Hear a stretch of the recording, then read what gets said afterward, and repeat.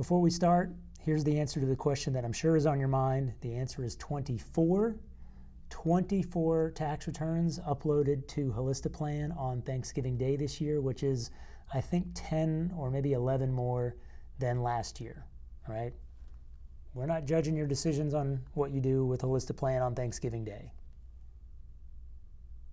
I've got 3 functionality updates for you, all 3 relatively small, but we've kind of made a New Year's resolution early to try to do a better job of telling you about even the small functionality updates, feature releases, because not everything is a big, huge new screen release or something like that, and it's still useful to know what are some of the new things available to you within Holistiplan.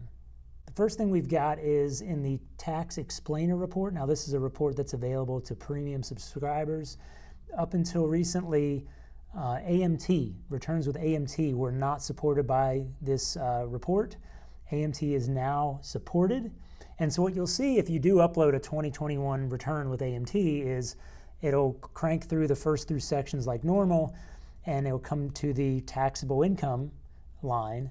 But then you'll see a new section, which is your like adjustments to taxable income for AMT, the things that are added back and removed and thresholds and all that stuff. And then you'll see a new visualization of the actual tax calculation. And in fact, AMT, once you have the AMT, the alternative minimum income, the tax calculation is actually not that hard. There's just 2 quote unquote ordinary income brackets, the 26 and 28% brackets. So you'll see that in the AMT version of the explainer. And then after that section, everything's the same. So that's now supported. The thing that's on our list that'll be harder, but I think also really interesting to build is support for the foreign earned income exclusion. So filed on Form 2555. That is still not supported within the tax explainer, but we're going to work on that. I think that'll be really interesting to be able to communicate that to clients. But yes, AMT is there. So if you get an AMT return for 2021 and you are a premium subscriber of Holistiplan, take a look at the explainer and how we present AMT. Next up, within scenario analysis, the Premium Tax Credit. You can now, if the client was only eligible for it, some portion of the year as opposed to the full 12 months, there's a new field that allows you to enter the number of eligible months, and that'll scale down the size of the subsidy in that case. It will default to 12, by the way. So if you don't change anything, it'll just default to say the client is eligible the full year. I do want to mention, actually, while we're on the screen, I think we're going to have to make a real decision about the provided Affordable Care Act benchmark premiums that we provide. We did that as like a courtesy. So we pull those off of the Kaiser Foundation numbers. Because a lot of advisors, I don't know, like, where do you start? Like, what number should you start with for guessing what the benchmark premium amount is? Now, just so you know, for the rules, it's the second lowest silver plan in that client's geography for that client. And that's where the issue is, for that client, because the numbers we get from the Kaiser Foundation are for a 40-year-old person. And not every client is exactly 40 years old. Also, the benchmark premiums we pull off of the Kaiser Foundation are averaged for the state of residence. And in fact, if you don't put in a state of residence, it's an average for the entire country. And what we found is 2 things happen. One, there are advisors who may not realize that these default numbers that we provide, like as a courtesy, could be like actually quite a ways off from reality. So really, to really get these numbers right, you, the advisor, should go in to the healthcare.gov portal and find the second to lowest silver plan cost. You should enter that in, and there's a place to write in what the benchmark premium is, overriding our provided kind of default. So there's people who may not realize that that's a thing that could happen, that could be way off. The other thing that happens is advisors who are aware of the fact that it could be way off, they've like criticized us for having quote unquote wrong numbers in our estimates of the premium, of the benchmark premium. And it's like, no, we're clear, like these are just estimates that we grab from a third party as a courtesy. Like, your responsibility when modeling this stuff is to grab the benchmark premium yourself if you really want a very exact number. We can just get you halfway or a third of the way there with these external. So anyway, the point is we've been thinking about just totally removing that option to get a default amount, because it could be leading advisors astray more than it's helping them.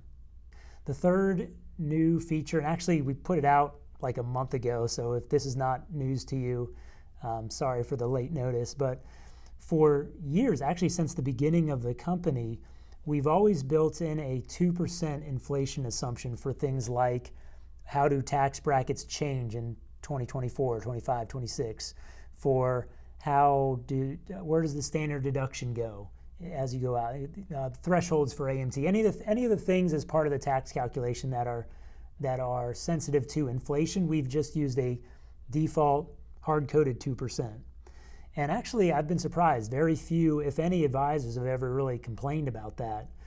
We, of course, now live in a time when potentially 2% inflation is not always going to be the norm, potentially, or may not even be, we may not just be in a temporary aberration and then we'll get back to 2% in a few months. So we've added in the ability to enter an inflation assumption. So the system will always use the numbers we know. So like we know 2022 brackets, and do we know 2023 brackets? I'm assuming we do, but 2024 we may not. So the system, if it doesn't know the bracket, and that particular thing is subject to inflation, some things aren't, like net investment income tax threshold is not inflation adjusted. But for the things that are, we now will use the amount you enter instead of a flat hard-coded 2% to inflate those amounts. Now we'll default it to 2%, so there shouldn't be any behavior difference unless you enter a value, but that's what that is. Some people have seen that field and they've asked, oh, are you inflating the income for my client from the previous year? No, we're not. That's not what that is. This is just purely for adjusting brackets and things like that. Below that field is a new checkbox, and that checkbox allows you to toggle if you want any calculations related to, not calculations within the tax calculation itself, but in the tax report. There's several sections related to modified adjusted gross income, MAGI limits. There's one about Medicare, and there's one about like some tax breaks. There's a section at the bottom of scenario analysis that's the same thing. Where are you with respect to different MAGI limits?